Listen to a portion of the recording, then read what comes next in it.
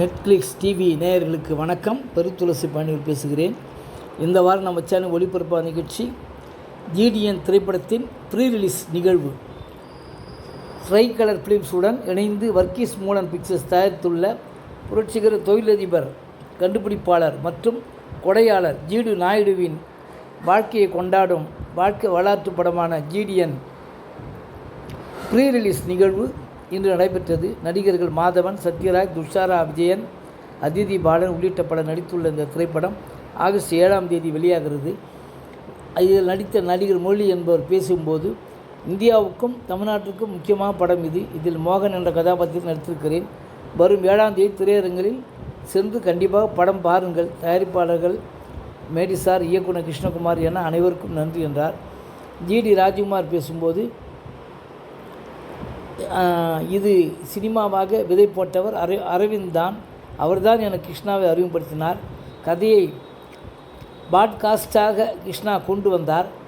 ஏற்கனவே சிலர் கதை சொல்லியிருந்தாலும் கிருஷ்ணாவின் பாட்காஸ்ட் கதையில் நிறைய ஆராய்ச்சி செய்து மெனக்கிட்டு இருந்தார். அதனால்தான் என் அம்மா அப்பா உடனே படமாக்க ஒத்துக்கொண்டார்கள். சிலர் திருத்தங்களோடு படமாக்கியுள்ளோம். அடுத்த தலைமுறைக்கும் அவரின் பணிகள் சென்று சேர வேண்டும். இந்த சினிமாவில் அவரது வாழ்க்கை வரலாற்று எந்த அளவுக்கு உண்மை என்று என்னை கேட்ட 70% உண்மை என்பேன். இதை படமாக ஒத்துக்கொண்ட தயாரிப்பாளர்கள் மாதவன் சாருக்கும் நன்றி என்றார். நடிகை அதிதி பாலன் பேசும்போது, நான் அந்த படத்தில் கமிட்டாக காரணமாக இருந்த தயாரிப்பாளர் இயக்குனர் மாதவன் சாருக்கு நன்றி. என் கதாபாத்திரத்தின் பெயர் பத்மாவதி. இந்த கதாபாத்திரத்தின் வழியாகத்தான் ஜிடி நாயுடு பற்றி கதை விரியும்.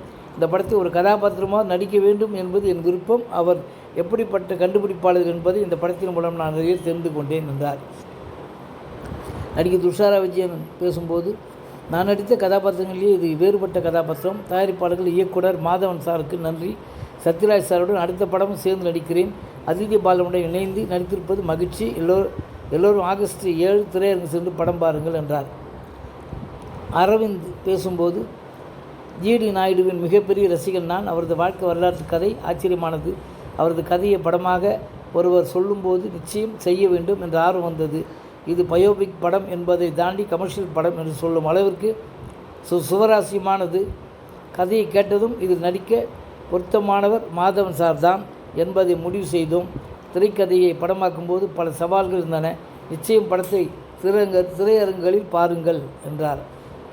நடிகர் சத்யராஜ் பேசும்போது, கோயம்புத்தூர்லேயே பிறந்து வளர்ந்திருந்தாலும் இத்தனை நாட்களாக ஜிடி நாயுடு மியூசியத்தை சென்று பார்க்கவில்லையே என்ற குற்ற உணர்வு இந்த படத்தில் நடிக்கும்போது எழுந்தது. ஒவ்வொரு காட்சியிலும் நடிக்கும்போது இப்படியெல்லாம் நடந்திருக்கிறதா என்று ஆச்சரியமாக இருந்தது. ஒரு கமர்ஷியல் படத்திற்கு தேவையான விஷயங்களை விடவும் ஒரு படி அதிகமான விஷயங்கள் இந்த படத்தில் இருக்கிறது. உலகம் முழுவதும் இந்த படம் நிச்சயம் சாதனை செய்யும். ஏனெனில் ஜிடி நாயுடுவை ஒரு தமிழராக, இந்தியராக சுருக்கிவிட முடியாது. இதை மாதவன் எடுத்து நடித்த விதம் ஆச்சரியமானது. எனக்கு ராமையா பிள்ளை என்ற கதாபாத்திரம் இதுவரை பயோபிக்கிலேயே இந்த படம் மிகப்பெரிய வெற்றி அடையும் என்ற நம்பிக்கை எனக்கு உண்டு என்றார். பாடகர் நடிகர் விஜய் யேசுதாஸ் பேசும்போது, முக்கியமான கேமியோ கதாபாத்திரத்தில் நடித்திருக்கிறேன். முதலில் யோசனையாக இருந்தாலும் இந்த கதாபாத்திரத்தில் முக்கியத்துவத்தை உணர்ந்து நடிக்க ஒப்புக்கொண்டேன். படம் பார்த்துவிட்டு சொல்லுங்கள் என்றார்.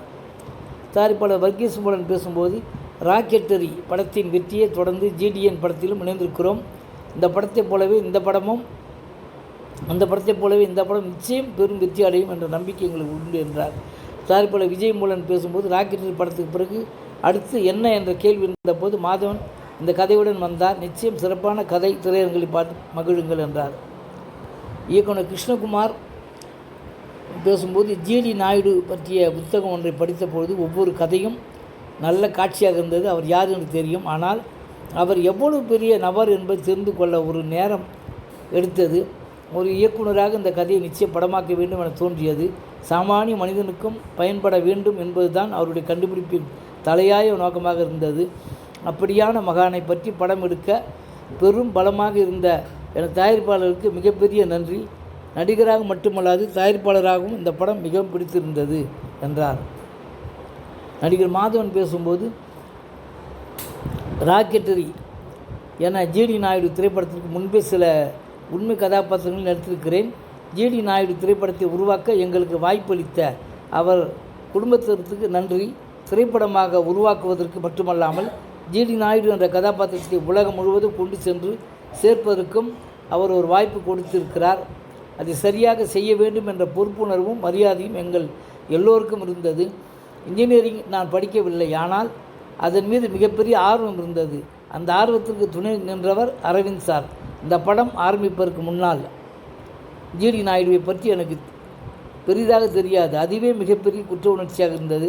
அவரை பற்றி மாணவர்களுக்கு ஒரு சாப்டர் இருக்க வேண்டும் என்ற போட்டம்தான் படத்தில் அதிதியின் கதாபாத்திரம். இவ்வளோ பெரிய மேதை பற்றி ஏன் நிறைய பேருக்கு தெரியவில்லை? இன்றைக்கு நடக்கும் பல விஷயங்களை அன்றே அவர் செய்துவிட்டார். அவர் செய்த பல மாற்றங்கள் பற்றியும் பேசியிருக்கிறோம். இந்த படத்தின் மீதும் என் மீதும் எந்த அளவுக்கு எனக்கு நம்பிக்கை இருந்ததோ அதைவிட அதிக அளவில் நம்பிக்கை வைத்த தயாரிப்பாளருக்கு நன்றி. நிச்சயம் படம் அனைவருக்கும் பிடிக்கும் என்றார். நன்றி, வணக்கம். அடுத்த வாரம் வேறு ஒரு திரைப்படத்தில் செய்தியோடு உங்களை சந்திக்கிறேன்.